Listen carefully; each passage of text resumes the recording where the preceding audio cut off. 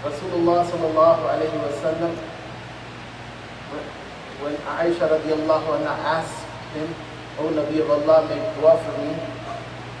And then Nabi sallallahu alayhi wa sallam raised his hands. What dua did he make for her? Allahumma gfir li Aisha. Oh Allah, forgive Aisha. Forgive all her sins. Forgive the sins that she has done discreetly, and forgive the sins that she has committed openly. Forgive her past sins and her future sins. Forgiveness, maghfirah. Is that even on our list? Do we even think of maghfirah? That this is what we need in the month of Ramadan more than any other month? Is we need maghfirah, forgiveness from Allah subhanahu wa ta'ala. What did they ask for? What did they want? If we had a once-in-a-lifetime opportunity to be given whatever we asked for, what would we ask for? Anas radiallahu anhu, he used to serve Nabi sallallahu alayhi wa sallam. 7, 8, 9 years old. He used to help with the mundane tasks. Bring the water for wudu, warm the water. Once Nabi sallallahu alayhi wa sallam woke up with the tahajjud prayer, and he saw the water ready, he saw the miswak ready, and became very happy and said, "Oh Anas, sal mashi, ask what you want. Ask what you want." Anas radiallahu anhu, what did he ask for? Murafaqatuka fil Jannah. Oh Nabi of Allah, I want to be with you in Jannah. Nabi sallallahu alayhi wa sallam said, "Awa ghayra dhalik?" Anything else besides this? He said, "Nope, nothing else besides this." Nabi sallallahu alayhi wa sallam made dua for him. Then Nabi sallallahu alayhi wa sallam said, "Ista'inni bi kathrati sujud." I will make dua, and my dua will have its effect. But you need to help me by making more sujood. In other words, performing more prayers. More sujood means more prayer. You need to perform more prayers. They were seeking the akhirah. That was what they lived for. That was their zeal. That was their hope. That was their aspirations. That is what they woke up in the morning thinking of. That's what they went to sleep at night thinking about. The akhirah, maghfirah, ridwanun min Allah, pleasure from Allah subhanahu wa ta'ala. Malik bin Dinar is standing in front of Sulaiman bin Abdul Malik. Malik bin Dinar is a very famous sage. And he's standing in front of the Khalifa, Sulaiman bin Abdul Malik. And Sulaiman bin Abdul Malik says, "Irfa ilayya hajatan, aqdiha mahma kana." Whatever need you have, because people of wealth, royalty, they respect scholars, they respect religious saints and people. So they want to serve them. So he said, "Ask me anything you want." The Khalifa is asking. Malik bin Dinar rahmatullah alayhi lowers his head. He said, "This is a once in a lifetime. People die to have one-on-one with me. And now you are face to face with me. I'm asking you, irfa ilayya haja aqdiha mahma kanat. Whatever your need is, I will fulfill it."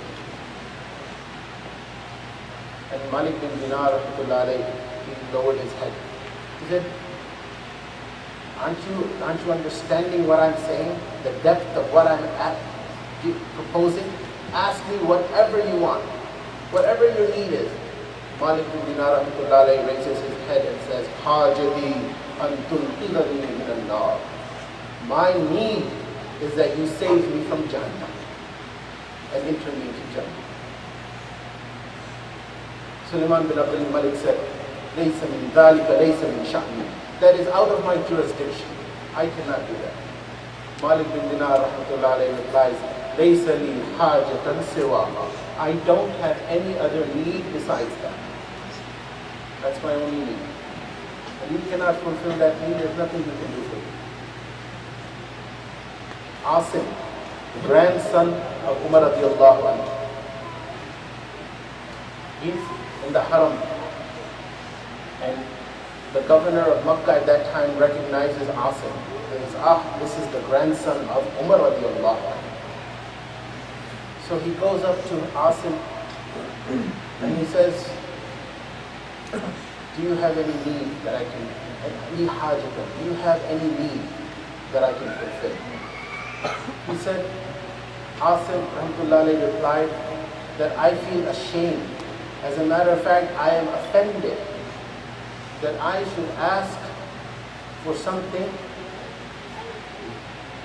in the house of Allah, in front of the Kaaba, from someone other than Allah.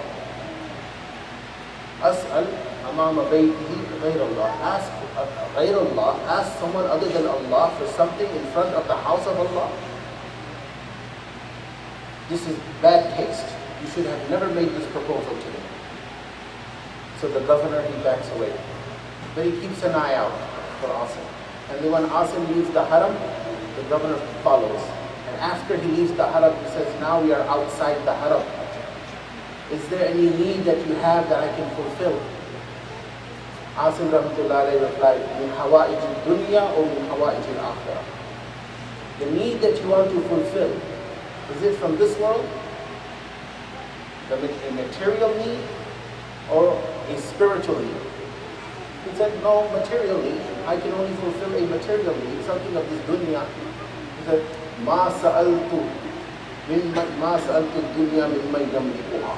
The one who has created dunya, the one who owns dunya, I have never asked dunya from him. Why should I ask dunya from someone who does not own it? You have no possession over dunya. You have not created dunya. The one who has created dunya, I have never asked anything from him. Their need, their zeal, their aspiration was for the akhirah. In this month of Ramadan, what are we going to ask Allah for? Da'watul mustajaba. There is one dua that is accepted by Allah subhanahu wa ta'ala every day from a fasting person. You should ask Allah subhanahu wa ta'ala for forgiveness. Ya wasi al-fadl, ighfirli. Ya wasi al-maghfira, ighfirli. Allahumma innaka afuun kareemun tuhibbul afwa fa'fu anni ya kareem. Ask Allah for forgiveness for ourselves and for the whole ummah. Nabi sallallahu alayhi wa sallam, he told Nabi sallallahu alayhi wa sallam, he told Umar radiallahu anhu that when Awais Qarni comes, ask him to make dua for you. Ask him to make dua for you. The status of Umar radiallahu anhu is higher than Awais Qarni, because Umar radiallahu anhu is a sahabi and Awais Qarni is not a sahabi.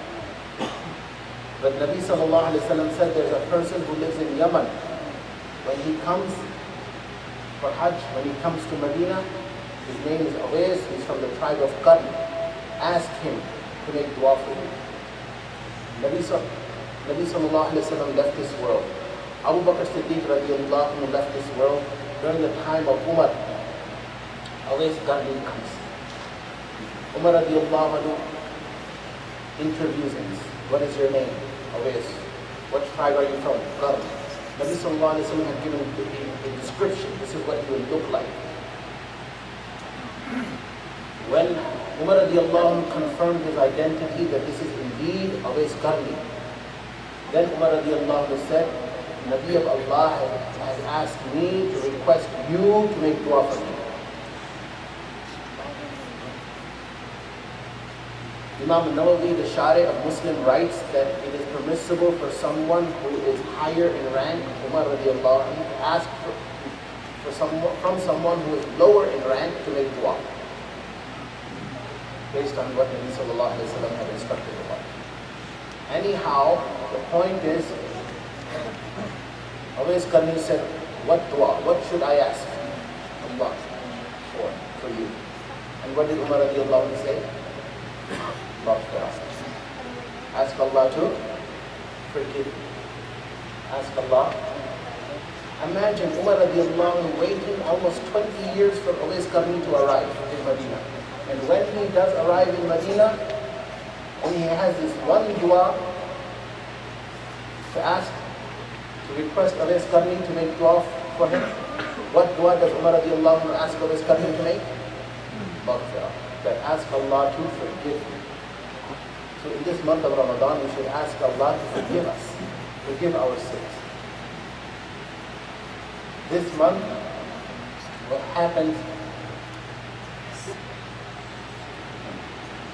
all months belong to Allah. But this month we dedicate to Allah, for worship, for ibadah, for fasting, for tarawih, for qiyamul layl, for charity. There is an ayat in the Quran, in Surah An'am, ayat number 136,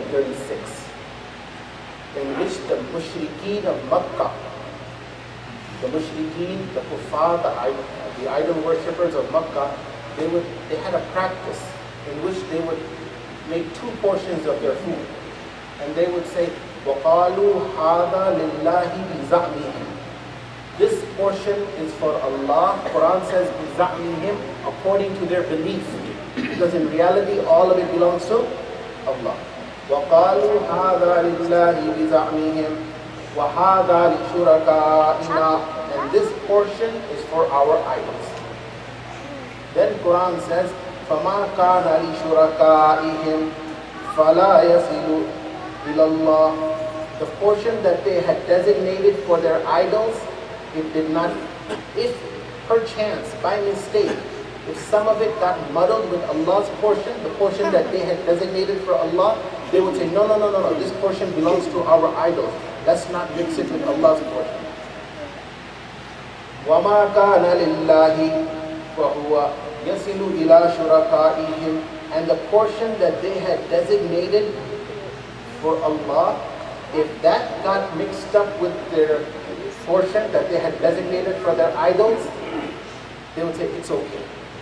And they would let that portion that they had designated for Allah, they would let it slide into the portion that was for their idols. We do the same with our time. We make that distinction. This month is for Allah. In reality, this distinction itself is wrong, because all 12 months are for the worship of Allah subhanahu wa ta'ala. Is it not? مَا خَلَقْتُ الْجِنَّ وَالْإِنسَ إِلَّا لِيَعْبُدُونَ. All 12 months, our whole life is for the worship of Allah subhanahu wa ta'ala. But if we have designated some time for ourselves, and something comes up in the masjid, some activity, we say, no, this is my time. We can't give this time to Allah. This is my time. This is for my recreation. This is for my socialization. This is for my entertainment.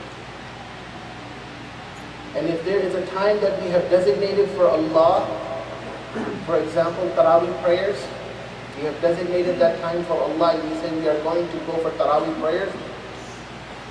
And if something comes up, like an iftar party, what do? We let it slide. We say, okay, Taraweeh kal padenge. We'll pray Taraweeh tomorrow.